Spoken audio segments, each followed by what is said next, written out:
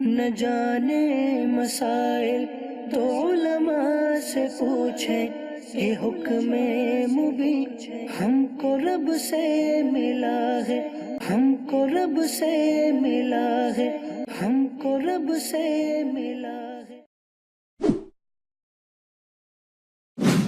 اللہ رب العالمین والصلاة والسلام علی سید المرسلین، اما بعد فاعوذ باللہ من الشیطان الرجیم، بسم اللہ الرحمن الرحیم۔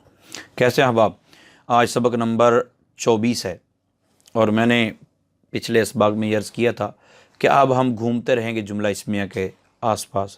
تو جملہ اسمیہ کیا ہوتا ہے، مبتدا اور خبر میں کن کن چیزوں میں مطابقت ہوتی ہے، یہ آپ لوگوں کو ذہن نشین ہونا چاہیے۔ ہم نے افعال ناقصہ میں آخر پہ جا کے پڑھا تھا لیسا پڑھا تھا۔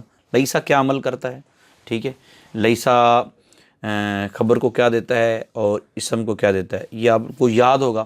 آج جو ہم سبق پڑھنے لگے سبق نمبر 24، اس میں ہم ما اور لا کی بات کریں گے۔ میم الف ما، لام الف لا، ان کی بات کریں گے۔ تو ما اور لا، یہ مطلق ما اور لا کی بات نہیں ہو رہی، یہ جو ماضی پر داخل ہوتے ہیں، جو مضارع پر داخل ہوتے ہیں، ان کی بات نہیں ہو رہی، بلکہ اس کے بارے میں بات ہو رہی ہے کہ ما اور لا وہ المشبہتان بلیس، جو لیسا کے مشابہ ہیں، وہ ما اور لا جو لیسا کے مشابہ ہیں۔ تو سب سے پہلے اس کی تعریف کریں گے کہ ما اور لا جو ہوتے ہیں یہ کیا چیز ہوتے ہیں، ٹھیک ہے۔ اس کے بعد وہ صورت ان کا عمل بتائیں گے کہ عمل کیا کرتے ہیں، پھر اس کے بعد یہ بتائیں گے کہ کن صورتوں میں یہ عمل کرتے ہی نہیں ہیں، پھر بتائیں گے کہ لا اور ما میں فرق کیا ہے، ٹھیک ہے۔ اب یہ مختصر سا سبق ہے، اس کو آپ غور کیجئے گا۔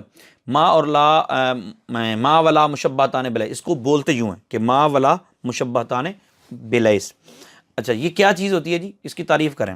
تعریف یہ ہے، وہ ما اور لا جو نفی کا معنی دینے اور مبتدا اور خبر پر داخل ہونے میں، نفی کا معنی دینے اور مبتدا اور خبر پر داخل ہونے میں لیسا کے مشابہ ہوتے ہیں۔ اب لیسا کیا کا عمل کرتے ہیں وہ آپ پیچھے دیکھ لیجئے گا، جیسے ما زید قائما، لا شجر مثمرا فی حدیقتنا۔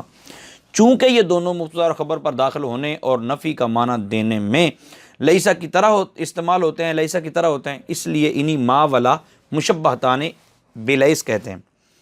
جیسے اور اسی لیے یہ دونوں لیسا کا سا عمل بھی کرتے ہیں، یعنی مبتدا کو رفع دیتے ہیں اور خبر کو نصب دیتے ہیں، اور مبتدا کو ان کا اسم کہتے ہیں اور خبر کو ان کی خبر کہتے ہیں۔ اب وہ بتاتے ہیں جی درج ذیل صورتوں میں ان کا عمل باطل ہو جاتا ہے۔ یہ تو پتہ چل گیا کہ عمل کیا کرتے ہیں، وہ تو لیسا کی طرح عمل کرتے ہیں، لیکن اب کون سی صورتیں جن میں یہ عمل کرتے ہی نہیں ہیں، تو اس کے بارے میں بتاتے ہیں۔ 3 مقام ایسے ہیں۔ نمبر 1، ما اور لا کی خبر ان کے اسم سے پہلے آ جائے، ما اور لا کی خبر ان کے اسم سے پہلے آ جائے۔ لیسا کی بات الگ تھی، لیکن یہاں کہتے ہیں کہ ما اور لا کی خبر ان کے اسم سے پہلے آ جائے تو پھر یہ عمل نہیں کرتے، یعنی ما لفظی طور پر عمل نہیں کرتے۔ ما قائم زید، ان کی خبر الا کے بعد واقع ہو تو بھی عمل نہیں کرتے، جیسے وما محمد الا رسول۔ نمبر 3، ما اور اس کے اسم کے درمیان ان زائدہ سے فاصلہ آ جائے، یعنی ما اور ان کے اسم کے درمیان خبر آ جائے تو بھی، اور ان زائدہ سے فاصلہ آ جائے تو بھی، اور ان کی خبر اللہ کے بعد واقع ہو تو بھی۔ یہ 3 مقام ایسے ہیں جہاں پہ ما ولا مشبہتان بلیس عمل نہیں کرتے۔ اچھا، ما اور لا میں فرق کیا ہوتا ہے جی، یہ بتائیں ذرا۔ تو انہوں نے کہا کہ جب دونوں ہی عمل ایک ہی جیسا عمل کرتے ہیں تو ما و لا کو استعمال کرنے کی ضرورت، سیدھی کہہ دیتے کہ ما ہے یا ایک ہی لام کو استعمال کر لیتے۔ تو انہوں نے یہ بولا کہ ما اور لا دونوں کی ہمیں ضرورت تھی۔ وہ ضرورت کیا ہے جی؟ وہ کہتے ہیں کہ لا نکرہ کے ساتھ خاص ہے، یعنی صرف نکرہ میں عمل کرتا ہے اور معرفہ میں عمل نہیں کرتا۔ جیسے لا شجر مثمرا فی الحدیقۃ، لا زید شاعر، یعنی لا صرف نکرہ میں عمل کرتا ہے اور معرفہ میں عمل نہیں کرتا، اور ما جو ہے وہ دونوں میں عمل کرتا ہے، جیسے ما ھذا بشرا، ما ھذا بشرا، ما رجل قائما۔ اب اوپر دیکھیں نا، لا شجر مثمرا فی الحدیقۃ، یہاں تو عمل کیا ہے لیکن لا زید شاعر میں عمل نہیں کیا، کیونکہ لا زید شاعر، شاعرن نہیں پڑھا، شاعرن پڑھا، زید جو ہے وہ معرفہ ہے۔ تو لا نکرہ کے ساتھ خاص ہے اور ما جو ہے وہ دونوں میں عمل کرتا ہے، یہ فرق ہے۔ نمبر 2، ما صرف زمانہ حال میں کسی چیز کی نفی کرتا ہے، جبکہ لا مطلق نفی کے لیے۔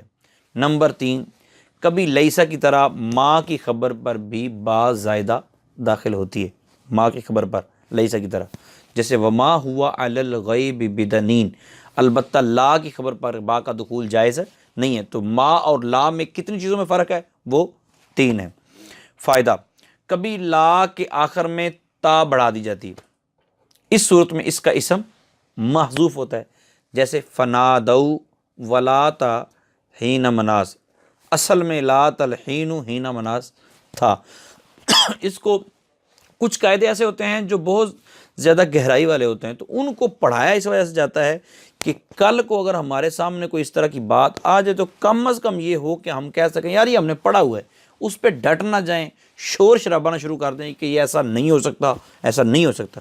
تو نصاب النحو بہت ہی زبردست کتاب ہے، اللہ تعالیٰ اس کے مؤلف کو دونوں جہاں کی بھلائیاں عطا فرمائے۔ دوسرا فائدہ یہ بتا رہے ہیں، حرف ان بھی نفی کے لیے استعمال ہوتا ہے، حرف ان بھی نفی کے لیے استعمال ہوتا ہے، اور یہ بالکل ما کی طرح ہے، یعنی جس طرح لا اور ما ہے تو ما کی طرح یہ بھی مطلب نفی کے لیے استعمال ہوتا ہے۔ مشق میں پھر آگے کہتے ہیں کہ درج الجملوں کا ترجمہ فرمائیں، نیز ما اور لا کے اسم اور خبر کی نشان دہی کریں۔ تو یہ آسان ہی ہے، انشاءاللہ آپ کر لیں گے۔ درج الجملوں کی عربی بنائیں، عربی بناتے ہوئے تھوڑی سی پریشانی ہوگی، دقت فیل ہوتی ہے، تو اس پہ بھی آپ کوشش کریں گے تو انشاءاللہ ذل کامیابی آپ کے قدم چومے گی۔ آگے والی بات پھر وہی کہ اس سے آگے والا جو سبق ہوگا وہ بھی بڑا انٹرسٹنگ ہے، اور آپ پڑھیں گے تو آپ کو مزہ آئے گا انشاءاللہ۔